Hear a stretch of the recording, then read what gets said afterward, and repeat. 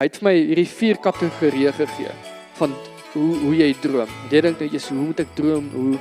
Okay, ek is nogal 'n praktiese ou. En hy sê, okay, eerste ding wat hy neerskryf is materialistic stuff. Soos goed wat geld kan koop.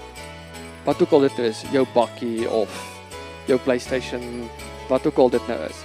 Jy gaan skryf daai goed neer. Wat is fisiese goeders? Jy gaan skryf dit neer. En jy kan miskien bietjie binne perke daar bly, dis net jou keuse. Maar jy gaan skryf daai goed neer. Maar skryf dit neer.